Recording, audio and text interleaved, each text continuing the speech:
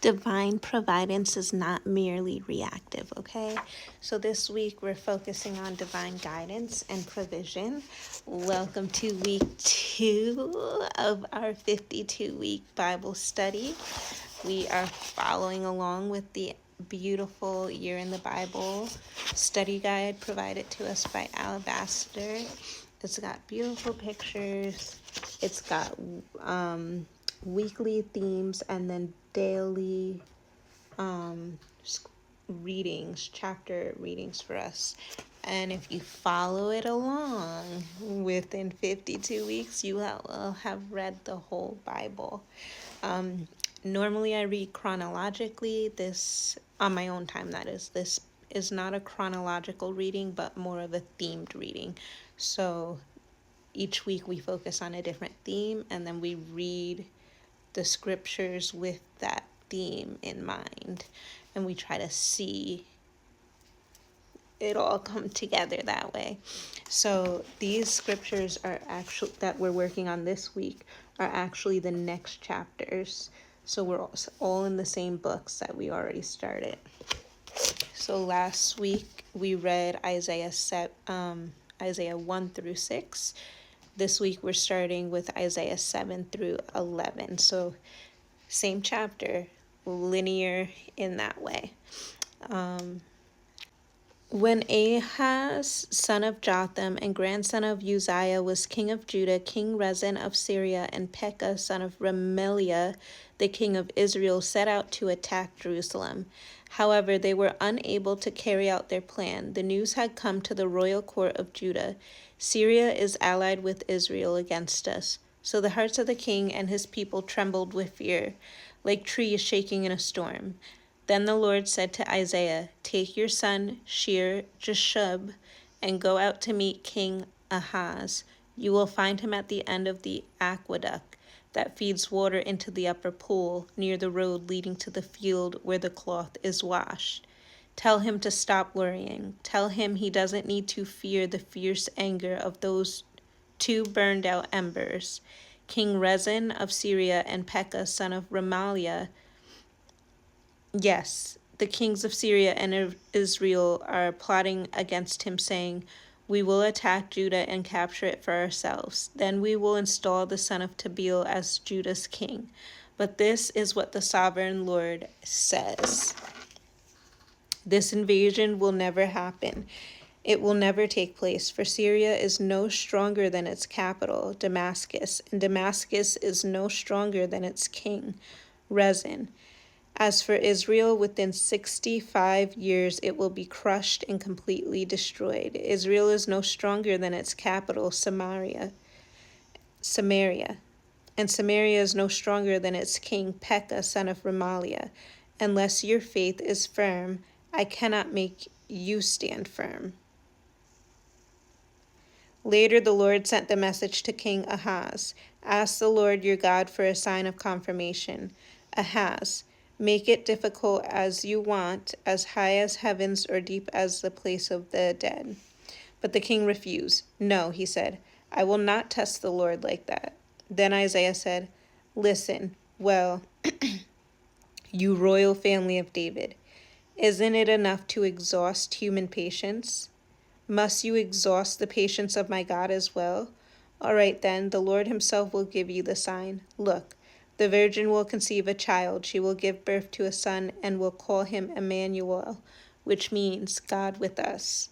By this time, this child is old enough to choose what is right and reject what is wrong. He will be eating yogurt and honey, for before the child is that old, the lands of the two kings you fear so much will both be deserted. Then the Lord will bring things on you, your nation and your family, unlike anything since Israel broke away from Judah.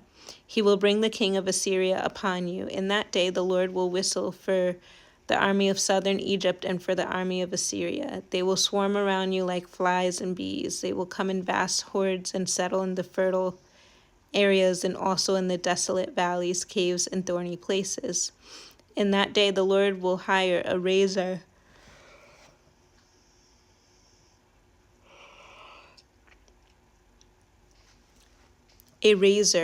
from beyond the Euphrates River, the king of Assyria, and use it to shave off everything, your land, your crops, and your people. In that day, a farmer will be fortunate to have a cow and 2 sheep or goats left.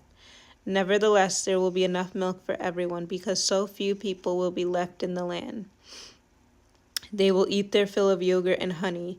In that day, the lush vineyards, now worth 1,000 pieces of silver, will become patches of briars and thorns. The entire land will become a vast expanse of briars and thorns, a hunting ground overrun by wildlife. No one will go to the fertile hillsides where the gardens once grew, for briars and thorns will cover them. Cattle, sheep, and goats will graze there. Then the Lord said to me, make a large signboard and clearly write this name on it, Mahar Shalah Hashbaz.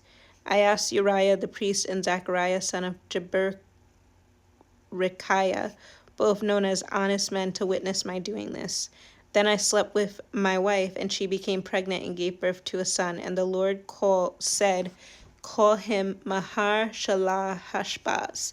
For before the child is old enough to say Papa or Mama, the king of Assyria will carry away both the abundance of Damascus and the riches of Samaria. Then the Lord spoke to me again and said, my care for my people of Judah is like the gently flowing waters of Shiloh. But they have rejected it. They are rejoicing over what will happen to King Rezin and King Pekah. Therefore the Lord will overwhelm them with a mighty flood from the Euphrates River, the king of Assyria and all his glory. This flood will overflow all its channels and sweep into Judah until it's chin deep. It will spread its wings, submerging your land from one end to the other. O Emmanuel, huddle together, you nations, and be terrified. Listen, all you distant lands, prepare for battle. You will be crushed. Yes, prepare for battle, but you will be crushed. Call your councils of war, but they will be worthless. Develop your strategies, but they will not succeed, for God is with us. The Lord has given me a stronger warning not to think like everyone else does. He said, don't call everything a conspiracy like they do, and don't live in dread of what frightens them. Make the Lord of heaven's armies holy in your life. He is the one you should fear. He is the one who should make you tremble. He will keep you safe. But to Israel and Judah, he will be a stone that makes people stumble, a rock that makes them fall. And for the people of Jerusalem, he will be a trap and a snare. Many will stumble and fall, never to rise again. They will be snared and captured. Preserve the teaching of God, and trust his instructions to those who follow me. I will wait for the Lord, who has turned away from the descendants of Jacob. I will put my hope in him. I and the children the Lord has given me serve as signs and warnings to Israel from the Lord of heaven's armies, who dwells in the temple of Mount Zion. Someone may say to you, let's ask the mediums and those who consult the spirits of the dead with their whisperings and mutterings. They will tell us what to do. But shouldn't people ask God for guidance? Shouldn't the living seek guidance from the dead? No. Should the living seek guidance from the dead? Look to God's instructions and teachings.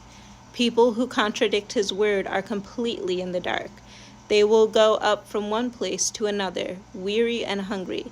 And because they are hungry, they will rage and curse their king and their God. They will look up to heaven and down at earth. But wherever they look, there will be trouble and anguish and dark despair. They will be thrown out into the darkness. Nevertheless, that time of darkness and despair, chapter 9, sorry.